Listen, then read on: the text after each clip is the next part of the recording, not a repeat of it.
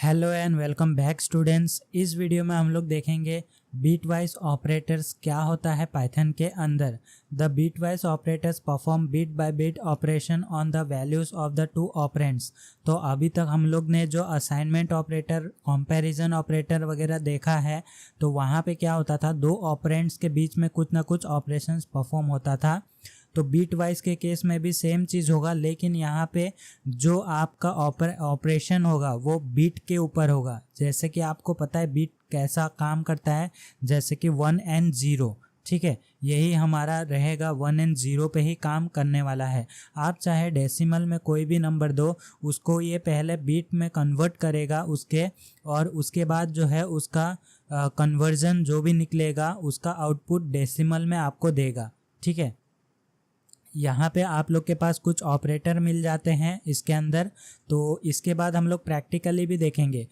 तो पहला है हमारे पास बाइनरी एन।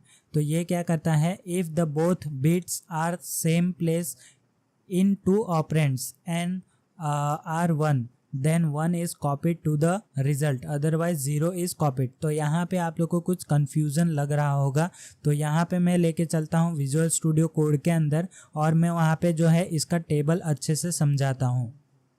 ओके, तो मैं आ चुका हूँ विजुअल स्टूडियो कोड में। यहाँ पे मैं अच्छी तरीके से इसका जो कोड है वो आपको समझाता हूँ। यहाँ पे मैं लिखता हूँ प्रोग्राम अंडरस्कोर 16.py। तो यहाँ पे ये मैंने लिख दिया है, और यहाँ पे मैं इसको थोड़ा सा बड़ा कर लेता हूँ, और यहाँ पे मैं लिखता हूँ बीट वाइज ऑपरेटर और कमेंट, ठीक है। अभी यहाँ पे हम लोग कमेंट भी डिस्कस करेंगे, इसके बाद जो ऑपरेटर्स है वो ख़त्म होने के बाद हम लोग कमेंट डिस्कस करेंगे।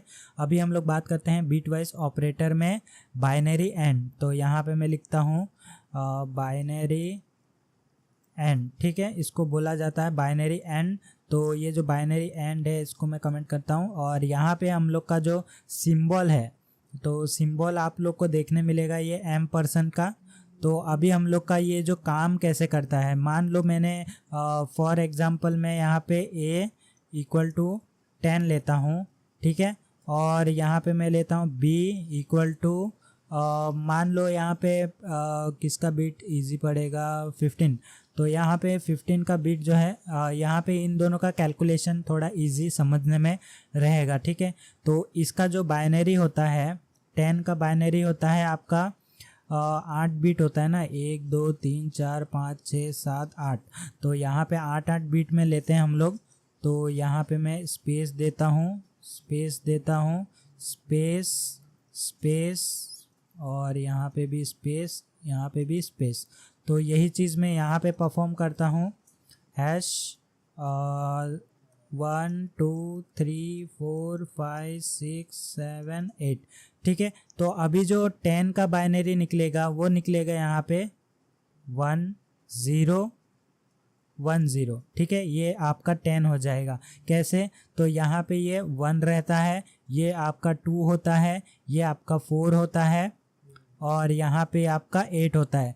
तो 8 में 1 है और 2 में 1 है, यहाँ पे क्या हो गया, 8 + 2 10। तो यहाँ पे ये 10 हो गया, ठीक है। वैसे ही 15 का अगर देखने जाओ तो यहाँ पे आपका 8, फिर यहाँ पे आपका 4, और यहाँ पे आपका 2 हो गया, यहाँ पे आपका 1 हो गया। यानी कि यहाँ पे क्या है, 8, और यहाँ पे 4 रहता है, यानी कि 8 + 4 12, और 13 14, और ये 1 15, ठीक है। तो ये ऐसे है। तो अभी ये काम कैसे करेगा, ठीक है। तो यहाँ पे अगर आप लोग ने बीट वाइज एन ऑपरेटर लगाया, तो एन का ट्रूथ टेबल देख लेते हैं। तो एन का ट्रूथ टेबल यहाँ पे मैं बना लेता हूँ, यहाँ पे मैं लिखता हूँ ट्रूथ टेबल, इसको ट्रूथ टेबल बोला जाता है, ठीक है। तो यहाँ पे क्या होगा कि मान लो यहाँ पे मैं लिखता हूँ ऑपरेंड 1, ठीक है, और यहाँ पे टैब करता हूँ, और यहाँ पे मैं लिखता हूँ ऑपरेंड 2, 3 हो गया यहाँ पे 2। उसके बाद फिर से एक टैब लेता हूँ, और यहाँ पे मैं लिखता हूँ रिज़ल्ट, ठीक है, यहाँ पे हमारा रिज़ल्ट आएगा। तो ये मैं कमेंट करता हूँ और यहाँ पे नीचे नीचे हम लोग जो है थोड़ा काम करेंगे। तो यहाँ पे मान लो मैंने हमारा जो क्या बोलते हैं ट्रूथ टेबल है, अगर आपका ट्रू होता है, ठीक है, तो अगर यहाँ पे ट्रू होता है और यहाँ पे ट्रू होता है आपका बिट, तो आपको रिज़ल्ट में क्या मिलेगा, ट्रू मिलेगा, ठीक है। मतलब कि यहाँ पे मैं इसको कमेंट करता हूँ, कमेंट नहीं करूँगा अभी, कमेंट रहने देता हूँ। और यहाँ पे मान लो आपका फॉल्स है, ठीक है, और यहाँ पे अगर फॉल्स है, यहाँ पे अगर ट्रू है तो आपको फॉल्स मिलेगा, ठीक है। और अगर यहाँ पे आपका ट्रू है और ट्रू यहाँ पे आपका फॉल्स है और यहाँ पे आपको क्या मिलेगा, फॉल्स मिलेगा। उसके बाद सेम एज यहाँ पे उसका उल्टा करेंगे। यहाँ पे अगर आपका फॉल्स है और यहाँ पे भी आपका फॉल्स है, ओके, तो आपको फॉल्स मिलेगा। तो यहाँ पे फॉल्स, तो ये आपका n पर्सन का ट्रूथ टेबल हो गया, ठीक है। जहाँ पे ट्रू है वहाँ पे आप लोग 1 से रिप्लेस कर सकते हो, ठीक है। यहाँ पे 1, तो यहाँ पे आपको 1 मिलेगा। अगर फॉल्स है तो यानी कि 0 है आपका, और यहाँ पे आपका जो है 1 है तो आपको 0 मिलेगा, ठीक है। और यहाँ पे आपका 1 है और यहाँ पे आपका 0 है तो आपको यहाँ पे 0 मिलेगा। वैसे ही यहाँ पे अगर आपका 0 है और यहाँ पे आपका 0 है तो यहाँ पे आपको रिज़ल्ट में 0 मिलेगा। तो यहाँ पे पूरी बात की बात एक बात यहाँ पे मैं यहाँ पे फॉर्मेट कर देता हूँ सबको, ओके। चलो ठीक है, यहाँ पे फॉर्मेट फॉर्मेट फॉर्मेट, ठीक है। अब इसको मैं यहाँ से बराबर कर दिया और यहाँ पे इसको मैं और इसको, ठीक है। अभी एक स्ट्रक्चर में दिख रहा है, इसको मैं रिज़ल्ट और इसको मैं ऑपरेंड 2, ठीक है। अब ठीक है, चलो। तो यहाँ पे आप देख सकते हैं कि अगर आपका वैल्यू जो है ट्रू है दोनों ऑपरेंड में, तो ही आपको ट्रू मिलेगा। यानी कि ये केस में आप लोग याद रखना है, तो आप इसी को याद रख लो, बाकी सब में फॉल्स है, ये चीज़ मान लो, ठीक है। तो ये याद रखना बहुत ही इजी है।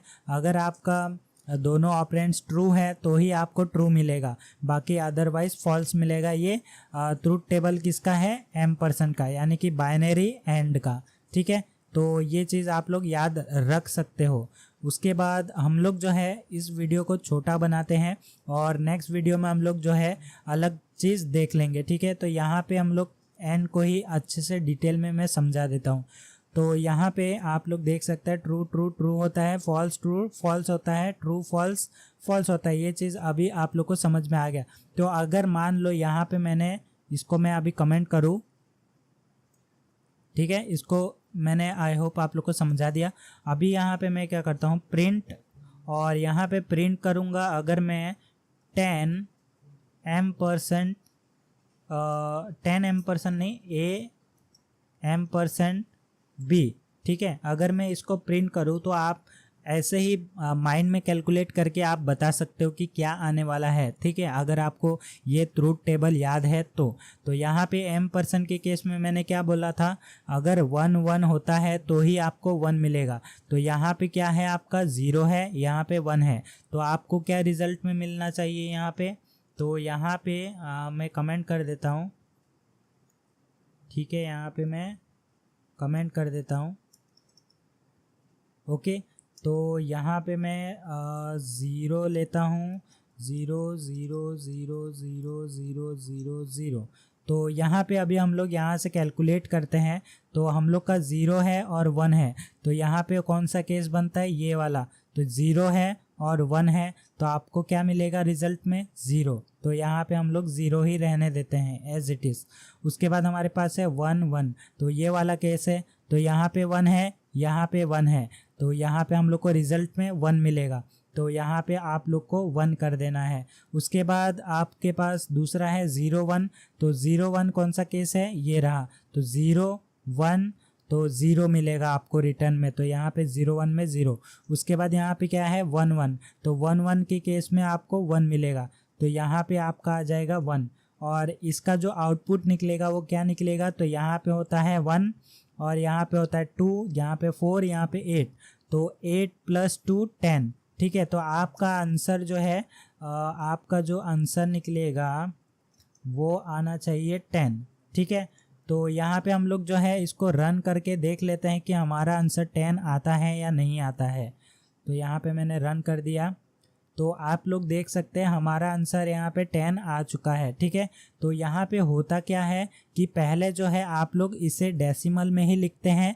ठीक है, और यहाँ पे अगर आप लोग बिट वाइज ऑपरेटर का यूज़ करते हो तो यहाँ पे होता ये है कि जो बिट वाइज ऑपरेटर है वो पहले बिट में कन्वर्ट करता है, जो भी आपका डेसिमल है। तो यहाँ पे 10 है, तो 10 को यहाँ पे बिट में कन्वर्ट किया। ठीक है, उसके बाद बिट में कन्वर्ट करने के बाद आपने दूसरा वेरिएबल के अंदर वैल्यू लिया 15, तो 15 को भी बिट में कन्वर्ट किया। उसके बाद आपने ऑपरेशन परफॉर्म किया दोनों ऑपरेंड्स के बीच में, तो यहाँ पे कैलकुलेशन जो होगा वो बिट में होगा।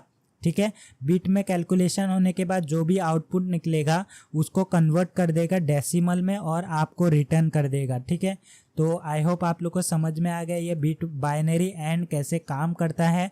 हम लोग नेक्स्ट टॉपिक में हम लोग दूसरा चीज़ देखेंगे।